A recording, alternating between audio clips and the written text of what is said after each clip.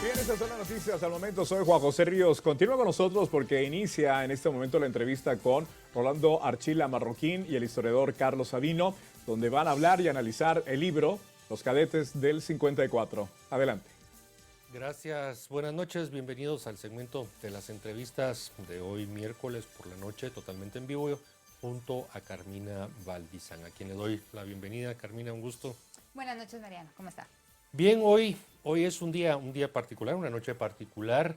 En algunas oportunidades tenemos un oasis cuando hacemos entrevistas durante la semana y nos separamos de temas de coyuntura, de política, para abordar algo que tanto a Carmina como a mí nos gusta mucho y es presentar un libro. Eso será el tema de hoy por la noche. Vamos a presentar un libro cuyo título es Los Cadetes del 54. Con Carmina tuvimos oportunidad de recibirlo antes de su publicación oficial y dar a conocer público. Y la verdad creo, Carmina, que ambos lo hemos disfrutado. Así es, una muy buena historia, porque es un libro de historia y está muy bien contado, muy bien narrado, objetivo, al grano, muy bien documentado. Así es. Y para eso y para que ustedes también conozcan de primera mano el contenido de este libro, Los Cadetes del 54, tenemos el gusto de presentar a su autor, el mayor en situación de retiro, periodista y empresario Rolando Archila Marroquín, y también a la persona que hizo la presentación del libro, al doctor Carlos Sabino, que es sociólogo, historiador y escritor argentino. A ambos, buenas noches, bienvenidos aquí a las entrevistas de las 8:45. Buenas noches. Bienvenidos a ambos. Buenas noches. ¿Nos escuchan? Sí, un poco bajito, pero Creo sí. que tenemos un pequeño problema ahí. Ahora mejor. Bueno, entendemos que sí nos están escuchando y yo le quisiera pedir al doctor Sabino, como alguien que ayudó, que hace la presentación de este libro, Los Cadetes del 54, que nos comente, que nos presente esta obra de historia, como dijo Carmina, del mayor Rolando Archila Marroquín. Doctor Sabino, por favor. Muchas gracias. Bueno, realmente esta obra llena un vacío en la historiografía de Guatemala. En primer lugar, porque no se conoce mucho el episodio que sucedió el 2 de agosto de 1954 y hay muy poca bibliografía al respecto. La poca que yo he encontrado era muy sesgada, era una especie de visión romántica del suceso, y es un suceso que tuvo sus aristas militares, hubo muertos, y no tuvo una significación política como en algún momento se pensó que tenía, pero es un suceso anómalo, realmente curioso y extraño. Se trata de una especie de rebelión o insurrección, pero no para tomar el poder. Los que se insurreccionan, los que se levantan en armas, son cadetes, estudiantes de una escuela que está formando oficiales. Por lo tanto, no están aspirando al poder, están aspirando a una especie de resarcimiento moral por unos incidentes que han ocurrido. Y si me dan tiempo, les voy a explicar un poco la situación que ocurría en esos momentos. Estamos hablando del 2 de agosto del 54. El 3 de julio del 54 ha llegado Castillo Armas de regreso a Guatemala. Había estado en Guatemala, había entrado con un pequeño ejército, se había trasladado a San Salvador para hacer, digamos, un acuerdo político, y se acababa de formar una junta de 5 personas que muy pronto, al otro día prácticamente, en 2 días, quedó reducida a 3 personas. Él realmente era el cabecilla de la insurrección contra Jacobo Arbenz, que había estado gobernando hasta ese momento y que había renunciado el 27 de junio. Les doy estas fechas para que vean la cercanía de los sucesos. Castillo Armas entra el 17, 18 de junio a tierra guatemalteca, el 27 ante la incapacidad del ejército, ante la falta de deseo de combatir del ejército, Arbenz renuncia. Arbenz renuncia entonces, transcurso de unos 10 días, no ha logrado apoyo del que le habían prometido los comunistas, básicamente de poder formar milicias populares para defenderse. No se ha levantado el pueblo a favor de él contra la penetración de esa fuerza insurgente de Castillo Armas, y Arbenz renuncia. Queda ahí una dualidad muy compleja de resolver desde el punto de vista político entre el ejército y Castillo Armas. Castillo Armas es un coronel que se ha exiliado después de haber estado preso y que se ha levantado entonces contra un régimen que es visto como un régimen que va directamente hacia el comunismo. Bueno, sucede todo eso, Castillo Armas es aclamado al llegar a la ciudad de Guatemala y se planea un desfile festejando el hecho entre la fuerza de Castillo Armas, digamos, con la fuerza de Castillo Armas que llegan a la ciudad de Guatemala. Llegan creo que el 1 de agosto. Y hay una serie, el 31 de julio posiblemente, hay una serie de incidentes entre esta fuerza de Castillo Armas y los cadetes que ocurren en una casa de diversión nocturna. Eso levanta el ánimo de los cadetes que se sienten humillados. La población en ese momento en Guatemala es favorable a Castillo Armas y ve con malos ojos el papel de, digamos, de inoperancia del ejército.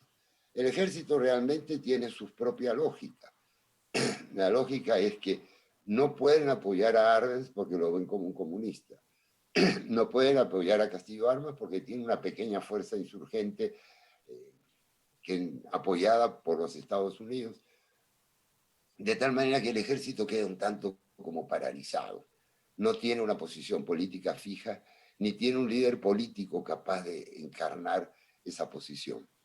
Ahora, en ese desfile se suscitan estos hechos que les digo, hechos que enardecen a esos cadetes, que los hacen sentir humillados y que así un poco románticamente, como jóvenes muchachos que son de 15, 16 años, deciden salir a ocuparse, a atacar a las fuerzas de la liberación que están en el edificio del actual Hospital Roosevelt, que en ese momento estaba en construcción.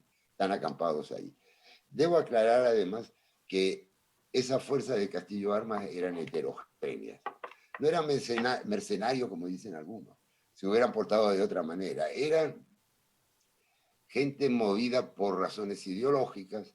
Había gente del ejército, como el propio Castillo Armas, como Flores Avendaño y otras personas importantes. Había algunos cadetes que habían desertado, había otros oficiales. Y luego, bueno, había voluntarios estudiantes. Luego se les incorporan cuando entran por el Florido, en la frontera con Honduras, se le van incorporando, y por Esquipulas, los sitios por los que penetran la mayoría, se le van incorporando campesinos de la zona, rústicos por naturaleza, a los cuales se le dan armas bastante primitivas. Total que esa fuerza de liberación, que eran unas 300, 400 personas, se engrosan como a 2000, no sé cuántas llegan. No hay datos sobre cuántas llegan a ese desfile, posiblemente no las 2000 seguro, pero posiblemente cerca de 1000 personas, muchas de las cuales no tienen, digamos así, las costumbres, la formalidad de oficiales o del ejército, de soldados, o, en fin, sucede ese incidente, se produce el levantamiento, varias unidades del ejército regular apoyan a estos muchachos. Son muchachos y algunos tienen varios de ellos tienen lazos familiares con oficiales del ejército. Se produce un combate y al final se llega a un acuerdo de pacificarios. Es un combate que desde el punto de vista político beneficia, digamos así, al arbencismo, al arbencismo derrotado, porque bueno, es un combate entre el ejército y el ejército de la liberación. Pero en fin, es un hecho que ha sido considerado como un acto de heroísmo. Tiene heroísmo porque salir a la calle 100 muchachos a combatir una fuerza superior, realmente es algo heroico, algo difícil de hacer, pero no es heroico en el sentido de que están defendiendo una causa política, social, sino que están defendiendo su propio honor, que ha sido humillado en algunos incidentes con estas tropas. Bueno, eso ha sido relatado muy pocas veces, de varias maneras.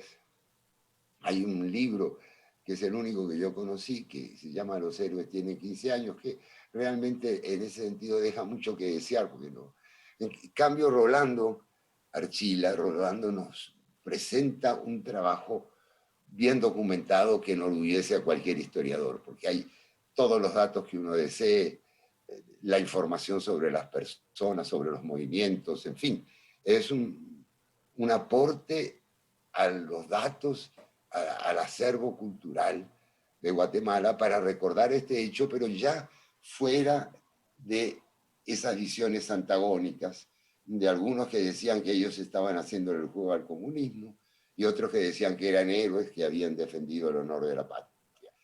Bueno, ni una cosa y otra en la historia, hay que saber entender lo que es la coyuntura, por decir así. Esto fue un acto coyuntural en gran parte movido por la pasión de jóvenes que querían defender su honor mancillado. Gracias, doctor Sabino, por esta excelente introducción y pues le doy la bienvenida a su casa, a Canal Antigua, al mayor Rolando Archila. Gracias, mayor, por esta entrevista, por este libro. Y bueno, ya el doctor Sabino nos dio la introducción. Para usted, ¿esto es algo que no le contaron?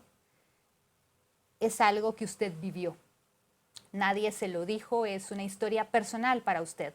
Por favor, cuéntenos un poco sobre el libro, mayor.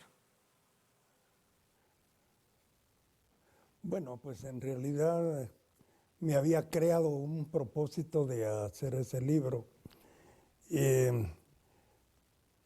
Por la misma coyuntura que mi hermano Carlos fue cadete del 54 y protagonista de ese incidente histórico, y que por medio de él conocí muchas incidencias, muchas interioridades de lo que fue el movimiento en su totalidad. Él también escribió un guión para radio y se hizo un programa que fue divulgado un 2 de agosto de 1983. Esto pues me incentivó a hacer ese libro de los cadetes, porque encontré que dentro de lo que se había escrito antes al respecto, había muchos vacíos. Por ejemplo, no, como decía uno de los autores, que Carlos Huer, que escribió sobre esa historia, que los héroes tenían 15 años, pues en realidad la mayoría de los cadetes no tenían 15 años, sino que la mayoría era mayor de edad. Pero sí habían muchos cadetes que eran menores de edad y que incluso en el juicio que se les siguió tuvieron que nombrar un tutor porque ellos no, como menores de edad que eran, no podían ser juzgados como un adulto. Y este deseo de tratar ese tema, pues lo logré concretar haciendo este libro, que espero que sirva de mucho, porque tiene en su interior muchas cosas que son importantes y que no se habían dicho. Testimonios, por ejemplo, como los muertos, los heridos que hubo. En realidad nunca se había hablado de eso. En realidad, cadetes fallecieron 3 y un soldado por parte de la escuela, pero muchos otros tantos por el Ejército de Liberación.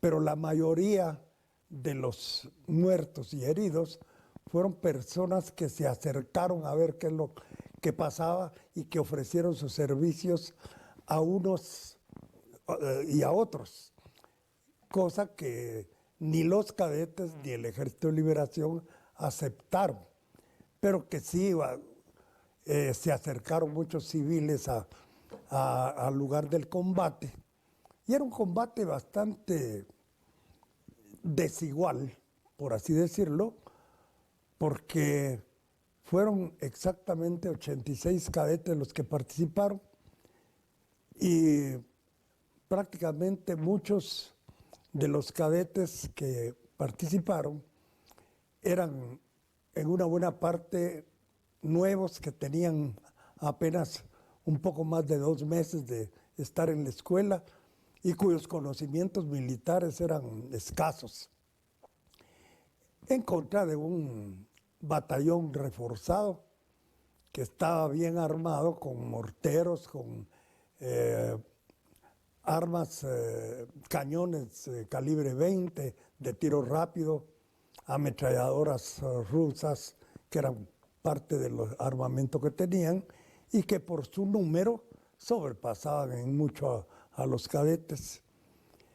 Además de eso, la misma situación que prevalecía en el teatro de operaciones, ellos estaban ocupando el Ejército de Liberación, el edificio del Roosevelt, que apenas se estaba ocupando, ya habían médicos, ya habían enfermeras, como puede observarse en el acta de rendición, que también algunos médicos firmaron porque estuvieron presentes, están presentes en ese momento.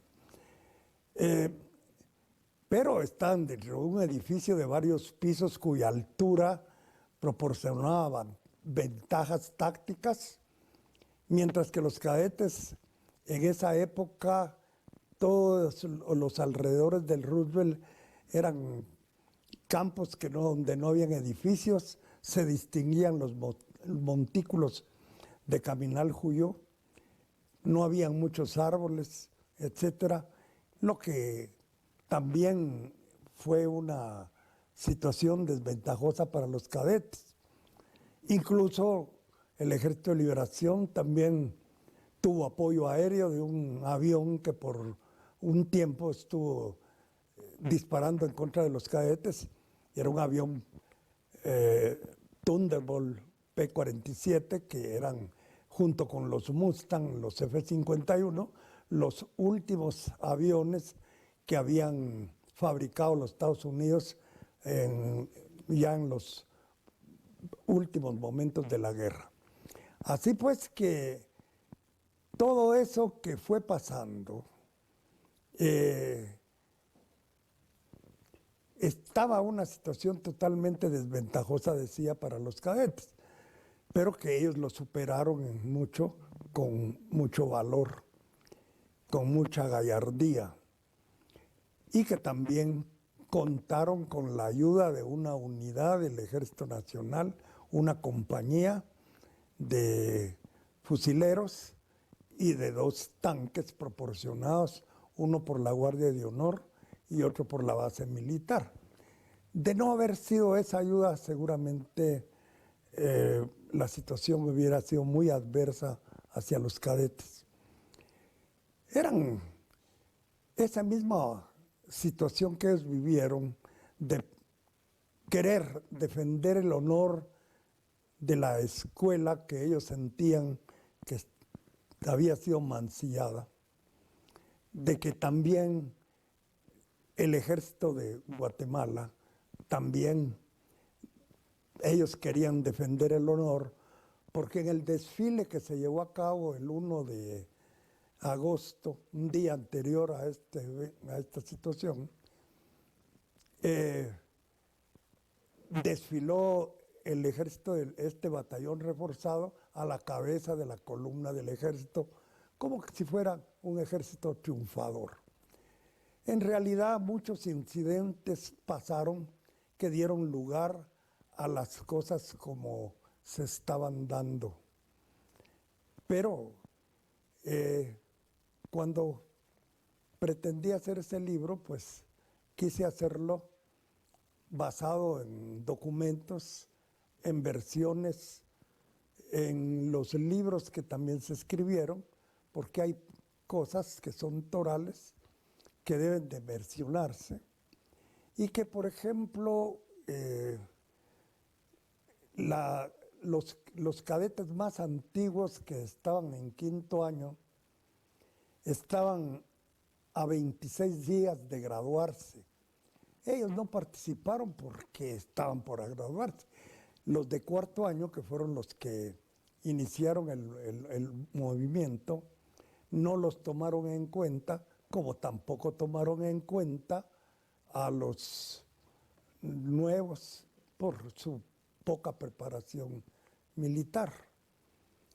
Pero es una historia bien interesante que finalmente definió una situación de acuerdo a lo que se había pactado en El Salvador, en lo que se conoció en ese documento como el Pacto de San Salvador. Se había dispuesto y aprobado que los miembros del Ejército de Liberación se integrarían al Ejército Nacional, cosa que el movimiento de los cadetes del 2 de agosto prácticamente lo impidió.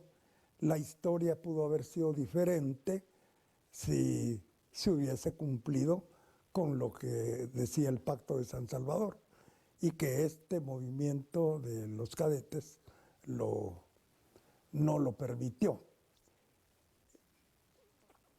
Mayor, yo coincido plenamente con el doctor Sabino de que este libro que tenemos hoy en la mano y que estamos presentando los cadetes del 54 es un acervo amplio de documentos históricos. Podemos encontrar fotografías, para mí, inéditas en cuanto al contenido, en poder leer esas transcripciones que el libro contiene sobre la sindicación que se le hizo a los cadetes o los documentos de la defensa. La verdad, son por demás interesantes y muestran realmente cómo juristas guatemaltecos, muchos que ya no están con nosotros, pero que ojalá estuvieran hoy presentes para ocupar las altas cortes, realmente estaban dedicados a defender por principio y defender con la ley en la mano las cosas que habían sucedido. En muchas partes, Mayor, el libro reivindica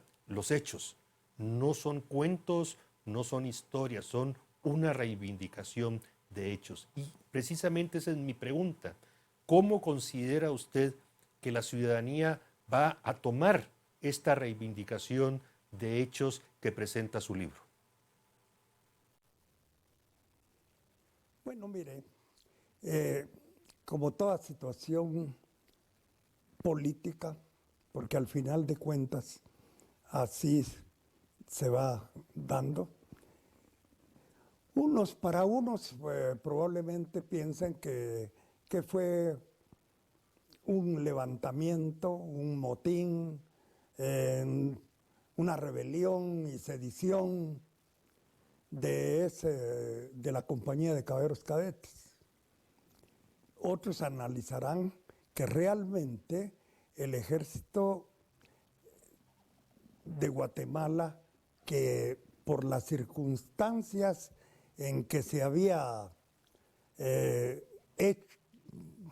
dado los hechos a raíz de los primeros combates con el Ejército de Liberación, el mismo hecho que la zona de Zacapa no quiso ir a pelear, que no hubo un respaldo total a favor de Arbenz, y como bien lo mencionó el doctor Sabino, pues tampoco el pueblo lo apoyó. En todas esas cosas, pues hay algunos que opinan que esa gesta es una gesta gloriosa y que los cadetes del 54, como hemos denominado el libro, realmente hicieron algo que de suma importancia histórica para el país.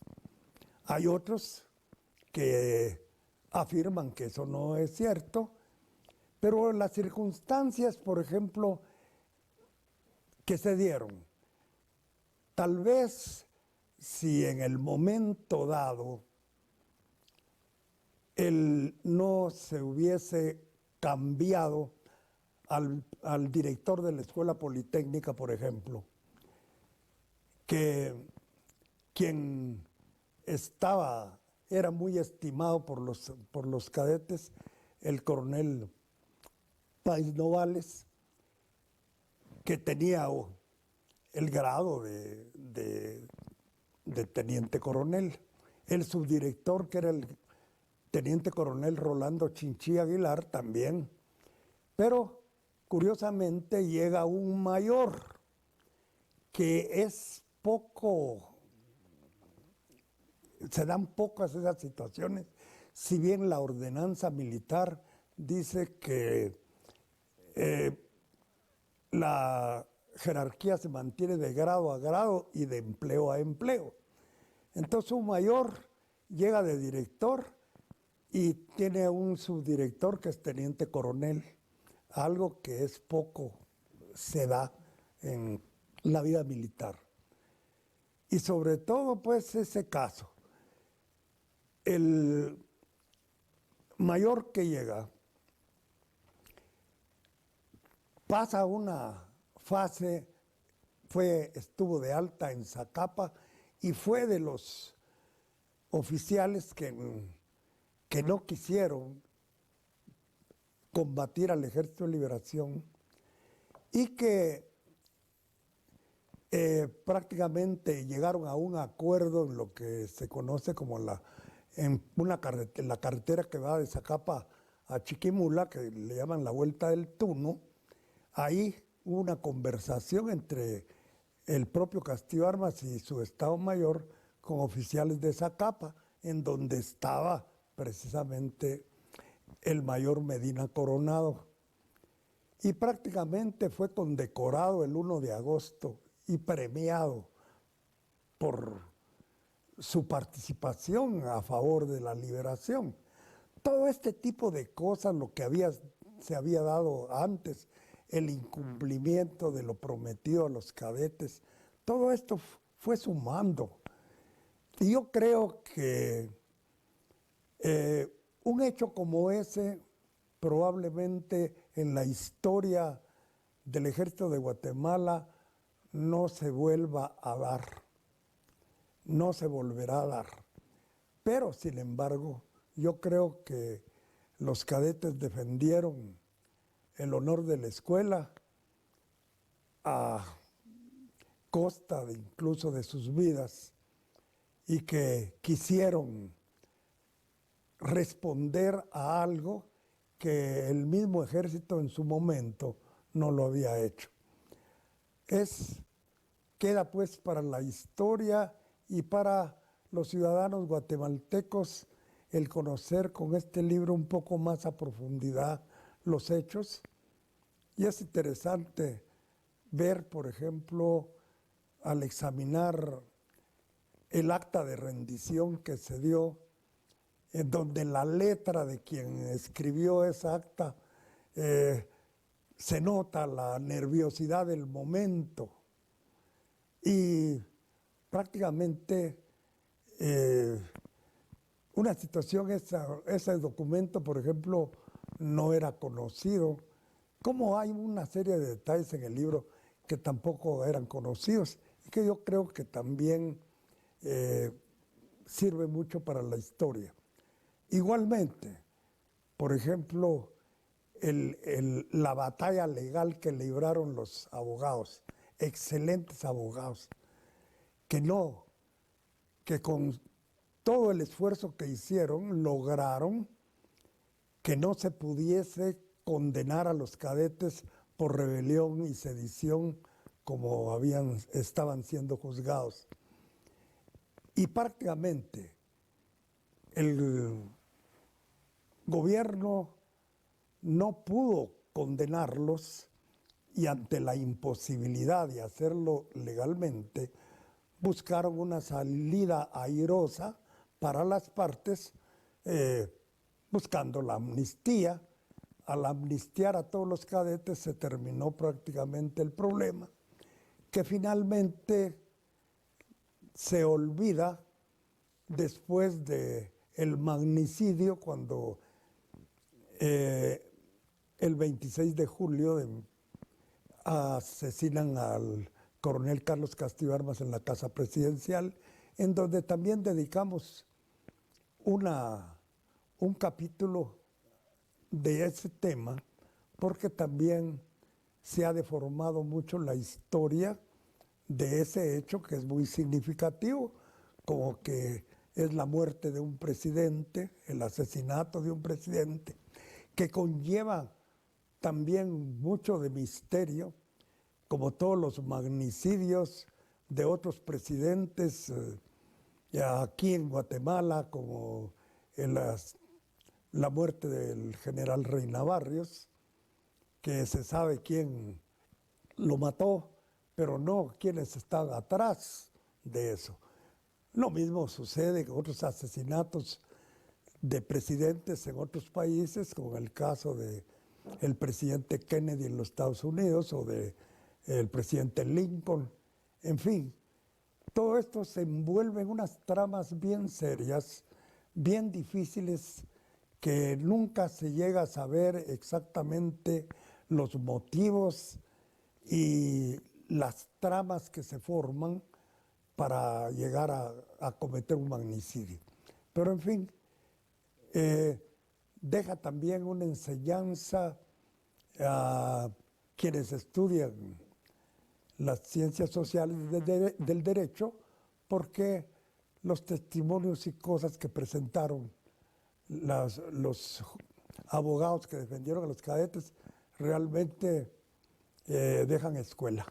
Y es muy interesante analizarlos y saber cómo lograron ellos impedir que los condenaran, que prácticamente, de acuerdo al Código Militar, los cabecillas del movimiento, pues de acuerdo a ese código, pues tienen pena de muerte. Y eso es algo que se evitó, afortunadamente.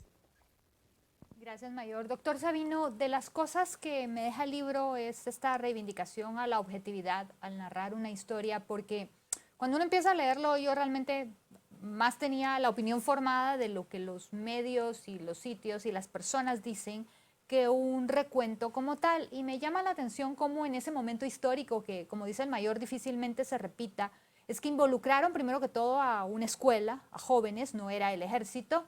Ellos creían, imagino como toda juventud tiene estos valores que les inculcaban todavía más fuertes, más idealismo, pero a ellos Jacobo Arbenz realmente sí los involucra cuando él trae las armas de Checoslovaquia para, como lo narra el Mayor, para inclusive entrenar a ciertos pelotones de campesinos y de personas obreros que querían participar para defender al gobierno. Hoy eso es impensable, por ejemplo.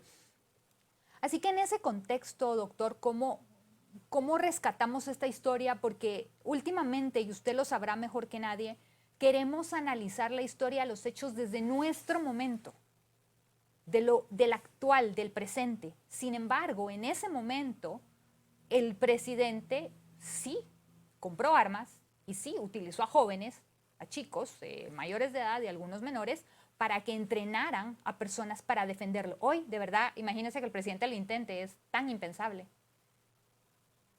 Bueno, mira, eso es impensable en este momento, en esta condición, pero uno nunca puede predecir las cosas que van a ocurrir, tantas cosas raras que ocurren en el mundo cada vez. Mira, yo sí creo que el libro tiene un valor que no se ha destacado, no lo destacó realmente el Mayor Archila, que es hacer conocer el hecho. La mayoría de los jóvenes en Guatemala no tienen la menor idea de lo que fue eso. Quizá eso es importante explicarlo para que la gente compre el libro y pueda entender qué pasó. Pero para tener una explicación y para tener una interpretación, primero hay que conocer los hechos. Y los hechos nunca o muy pocas veces se han contado bien. Yo los cuento y hay 3, 4 autores que hemos contado eso como parte de una historia general. Pero claro, sin darle, digamos, demasiado profundidad, sin dar demasiados detalles. Esta es la primera vez que yo veo que se hace eso. Entonces, uno toma cualquier joven, incluso un estudiante universitario, persona de cierto nivel intelectual, no tienen la menor idea. Si uno le dice los cadetes del 2 de agosto, ¿el 2 de agosto de cuándo? ¿Qué cadetes?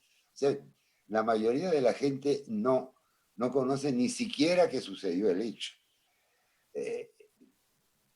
Es importante por eso que el primer contacto que tengan con el hecho, y ojalá el libro se difunda en ese sentido, sea de una fuente objetiva, sea de una fuente que da los datos de la realidad y no de panegíricos o, perdón, o de críticas que en realidad hablan de los hechos desde un punto de vista muy emocional, muy emotivo.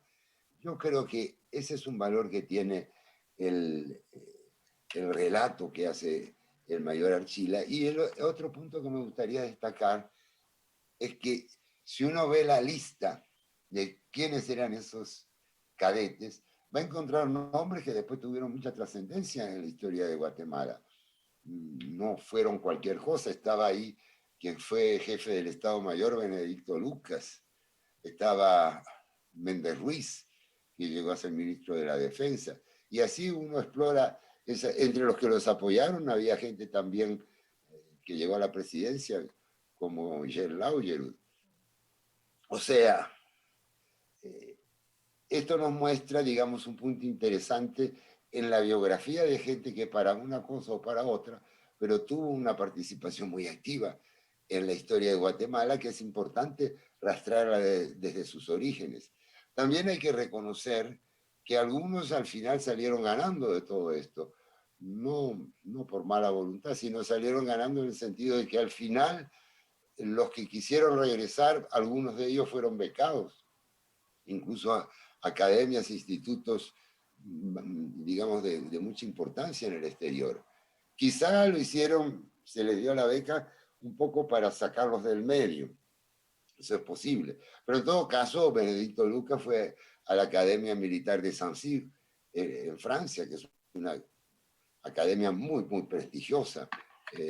Méndez Ruiz fue a Chile, en fin, realmente algunos hicieron una carrera brillante de rebote de estas actuaciones. Entonces yo pienso que sí, que el libro es importante para que haya un primer contacto con una realidad del pasado que es muy poco explorada y muy poco conocida. Y yo creo que eso es lo que le hace falta a la historiografía de Guatemala. Relatar cantidad de cosas que nunca se han aclarado bien. Mencionaron el asesinato de Reina Barrios, de Reina Barrios, pero hay muchos otros hechos. El asesinato de Castillo Armas recién ahora se ha comprendido un poco mejor la influencia de Rafael Leonidas Trujillo, el dictador de República Dominicana, la participación que tuvo él como inspirador intelectual. Pero así hay muchos otros hechos que prácticamente no se conocen o que se conocen solo en una versión deformada o muy recortada o muy emotiva. Entonces, esos vacíos de la historia de Guatemala son importantes ahora, sobre todo que vamos a celebrar los 200 años de la independencia. Doctor Sabino, usted ya lo mencionó. Mucha gente, muchos jóvenes, incluso jóvenes maduros, no conocen de estos hechos, no conocen de nuestra historia con los datos y con los hechos y con las evidencias que este libro del mayor Rolando Archila Marroquín contiene. Incluso no solo los nombres destacados como los que usted mencionó, sino hay tantos nombres y apellidos de familias guatemaltecas que probablemente no saben que sus antepasados estuvieron involucrados. Hay nombres, apellidos, que si uno sencillamente repasa el listado de los 137 miembros de la Escuela Politécnica que participaron, de quienes resultaron, se darán cuenta que todos, por alguna medida u otra, tenemos alguna vinculación por familiaridad o amistad. Pero bueno, yo quería destacar ese aspecto porque aquí están los nombres, aquí están los apellidos, aquí está su participación y creo que los guatemaltecos merecen conocer más de ello. Pero yo le quería preguntar, aparece un personaje del que se ha escrito grandes controversias y me refiero a Monseñor Mariano Rosell y Arellano, porque él tuvo en los hechos del 2 de agosto de 1954 y los días posteriores una participación decisiva. ¿Pudiera comentarnos de Monseñor Mariano Rosell y Arellano, doctor Sabino? Sí, con mucho gusto. Mira, el Monseñor fue una, quizá más que la CIA, de la que tanto se habla, fue una de las personas que más influyó en la caída del régimen de Arbenz, porque él hizo procesiones con una réplica del Cristo Negro por todo el país, levantando el ánimo de centenares, decenas y centenares de pueblos, y escribió una carta pastoral sobre los peligros del comunismo en Guatemala. Ahora, él tiene, aún dentro de la iglesia, tiene la fama de haber sido un hombre así como de derecha, tradicionalista, conservador, pero no lo era para nada. Él, de alguna manera, si uno lee esa carta, que ojalá se conozca, la iglesia la reprodujera algún día, si uno lee esa carta, se va a ver que él tenía una gran sensibilidad social y que prácticamente comulgaba con los ideales de la Revolución del 44, cosa que también hacía Carlos Castillo Armas. O sea, eran toda gente, no eran gente ubiquista o del viejo liberalismo, eran gente que realmente había participado, tenía algo que ver con esa revolución del 44 y que estaba embebida de sus ideales. Ahora, Rosell Arellano aparece en esta coyuntura como la persona que garantiza la vida de estos muchachos y que no van a ser castigados. Y él es parte de los que firman. Que eso no se cumplió es verdad. También es verdad que el arzobispo no tenía realmente ninguna capacidad para decirle al presidente haga esto o haga lo otro. ¿No? La iglesia había estado bastante perseguida, ustedes lo saben, durante la época de Justo Rufino Barrios y en general en los regímenes liberales había estado muy controlada, muy recortada en sus atribuciones. La gente de la Revolución del 44 tampoco estaba muy cercana a la iglesia, incluso Arbenz, como muy acercado al comunismo y con mucha gente marxista a su alrededor, no tenía una actitud muy favorable a la iglesia. Castillo Armas sí se la había dado, sí les había permitido salir de una especie de ostracismo o de una especie de papel relegado que habían tenido durante casi 100 años. ¿Sí? Entonces tampoco tenía Monseñor la posibilidad de decirle, mira, que esto no se cumplió. Habría que saber qué conversaciones hubo ahí. Ellos eran amigos, ellos se trataban bien. Seguramente después del juicio hubo ese indulto y hubo la idea de que posiblemente, tengo yo la idea de que él haya podido influir en ese indulto, no solo los aspectos legales, y lo que decía también Rolando Archila acerca de que estos muchachos eran, o lo que decías tú, estaban vinculados realmente a toda clase de gente dentro de Guatemala. Había muchas conexiones familiares, este es un país chico. Es importante también decir que la Escuela Politécnica estaba abierta a todos los sectores sociales, porque había becas para la gente que no tuviera los medios para permanecer allí. O sea que el propio Jacobo Arbenz, que había sido presidente, entró a esa escuela como becado y así hizo toda la carrera militar después de llegar a coronel. O sea que esa sería un poco la impresión mía acerca del arzobispo. El arzobispo es otra de las personas que merece realmente que se haga de él una biografía. Es un personaje muy interesante. No sé, ojalá alguien se ocupe de hacer una biografía razonada. Él no era un fanático, él vio, sintió, percibió que el comunismo estaba entrando a Guatemala y decidió levantar al pueblo, pero no porque él fuera un hombre que quisiera regresar al pasado, sino porque realmente esa era su convicción. Mayor Archila, a mí me sale una inquietud. Revisando sitios históricos de Guatemala, bueno, históricos uno los cuestiona después de leer historias como la suya, que está bien documentada, y estos lugares, pero por ejemplo, ellos hablan de que los cadetes vencieron al Ejército de Liberación y tomaron preso a Castillo Armas. Usted no menciona ese incidente que lo tomaran preso. Es más, Monseñor Rosell luego negocia con el gobierno de Castillo Armas en los términos de esta rendición. ¿Qué fue lo que realmente sucedió? Bueno, el Monseñor Rosell y Arellano desempeñó un papel de mediador. Él les ofreció a los cadetes que fueron a buscarlo al Palacio Obispal que él los podía acompañar a la casa presidencial, pero que no podía influir en las negociaciones que se llevaran a cabo. Y efectivamente eso fue lo que sucedió.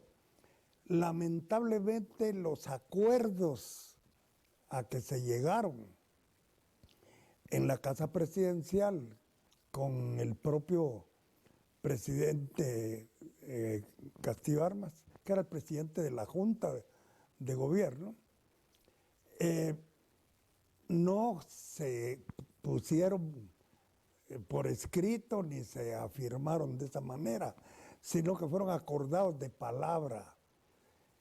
Y los cadetes, su inexperiencia política, y les permitió que no exigieron eso, sino que como les prometieron que no se iban a tomar represalias. En primer lugar, aceptaron la rendición incondicional.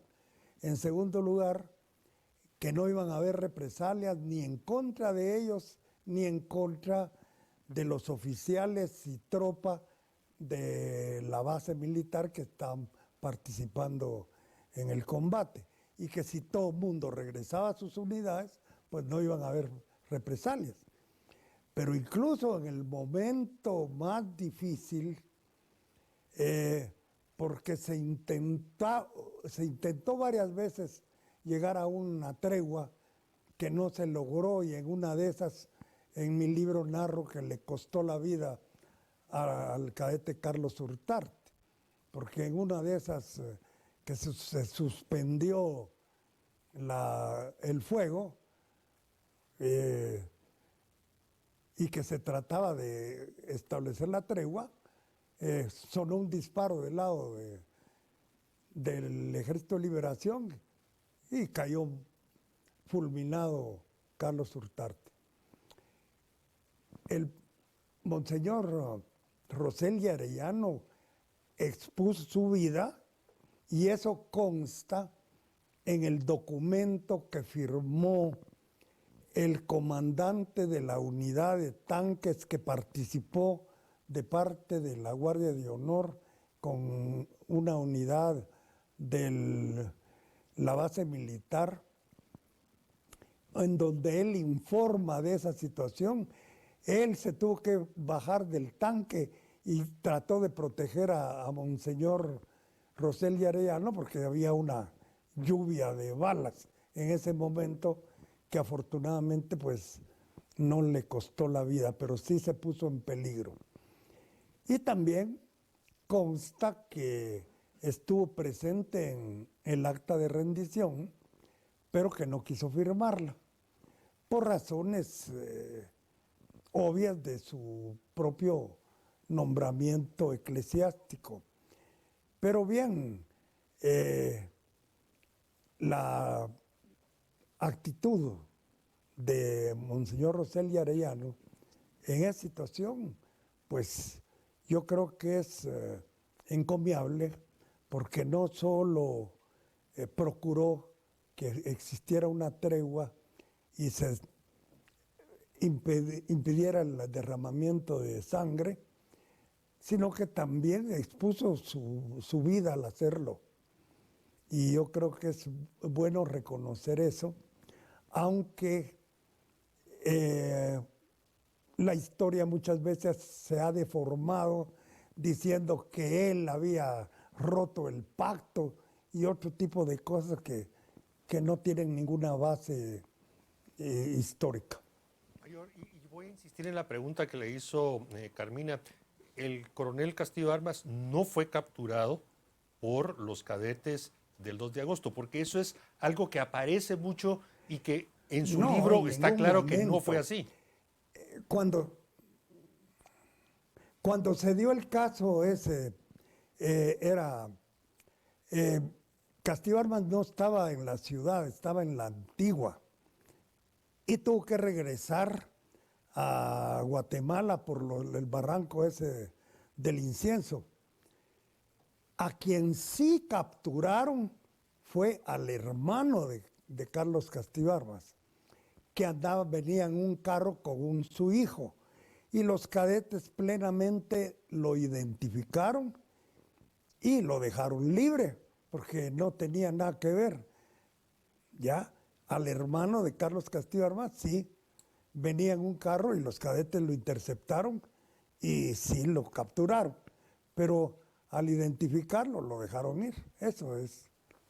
Pero a Carlos Castillo Armas no lo capturaron los cadetes. Gracias, mayor. Él estaba Usted en la casa presidencial y de ahí no salió.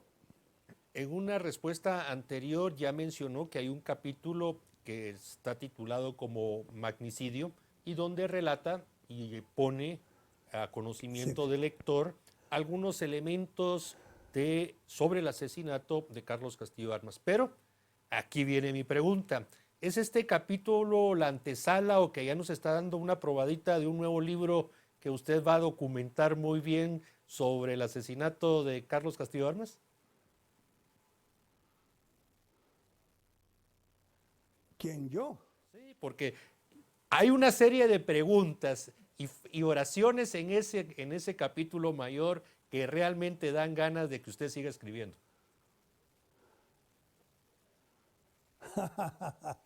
Bueno, estoy haciendo otro libro que espero terminarlo este año, primero Dios. Es un poco más grande, con muchas más historias, siempre sobre el tema histórico, y yo creo que en ese libro se van a dar a conocer algunas cosas que han estado ocultas por mucho tiempo y que prácticamente poca gente las conoce. Gracias, Mayor. Quisiera darle la palabra ahora al doctor Sabino porque se nos está cortando el tiempo y yo creo que el doctor Sabino tiene mucho que agregar a lo que estamos comentando. Yo escribí sobre el magnicidio en mi libro La historia silenciada, Guatemala, la historia silenciada, en el tomo 1. Eso lo escribí en el año 2004 o 2005, salió en el 7. Pero tuve nueva información y acabo de sacar una segunda edición de ese libro, donde está cambiada la explicación, porque después de eso, en esos 15 años, aparecieron otras informaciones, como les decía. O sea que sí se ha comprobado, prácticamente sin la menor sombra de duda, que la mano que estuvo detrás del asesinato fue la de Rafael Trujillo. Era Rafael Leonidas Trujillo, el dictador dominicano. O sea que sobre el punto quisiera explicar, digamos, abundar en el sentido de que sí ha habido cambios, sí hay información entre la primera edición y la segunda edición de mi libro. Bueno, ya que parece que estamos sobre la hora, ¿verdad?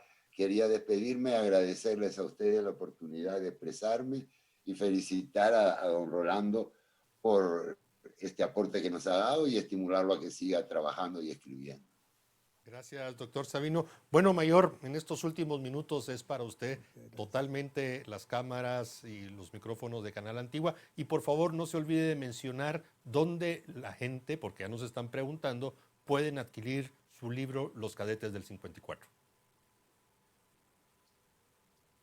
Sí, están en Artemis y Edinter y en Sofos. En esas librerías los pueden adquirir. Ya están a la venta. Bueno, lo escuchamos en la despedida y en su último mensaje. Sí, bueno, pues agradecerles a ustedes la entrevista. En realidad, como nuestra juventud no lee, yo creo que es bueno tocar estos aspectos históricos porque ayudan mucho al esclarecimiento de la historia y de esa manera nuestros ciudadanos pues pueden tener una mejor formación de entender qué es lo que ha pasado y por qué ha pasado. A veces vemos los problemas que estamos viviendo hoy por hoy en el país y no comprendemos por qué está sucediendo eso. En realidad debemos de preocuparnos mucho más por Guatemala, que es un bello país y que es un país de todos. Esperamos que salgamos adelante de esta pandemia y que Guatemala siga sus pasos hacia adelante, para felicidad de todos los ciudadanos que vivimos en ella. Pues muchísimas gracias, Mayor. Yo me quedo con la satisfacción de haber leído este libro. Es muy corto para los que le tienen miedo a los libros históricos. Está tan documentado que se lee muy rápido y reivindica definitivamente la figura de estos cadetes porque se aleja de la política, se va a los hechos, a los jóvenes defendiendo su institución, su honor. Como lo dije anteriormente, ese idealismo que mantienen los jóvenes de defender esos principios que más adelante se ve que se transforman con la política y que en Guatemala, pues desgraciadamente todo lo queremos ver en blanco y negro, o es de un lado o es del otro, y este libro no lo es. No piensen al comprarlo, quisiera incentivar al lector que diga, ay, este libro es de un lado o del otro. Léanlo, denle una oportunidad y coméntenos, y ojalá que este libro, así como el doctor Sabino encontró más información que va saliendo, el Mayor también pueda conseguir más fuentes y más personas se animen a contar otro lado de la historia.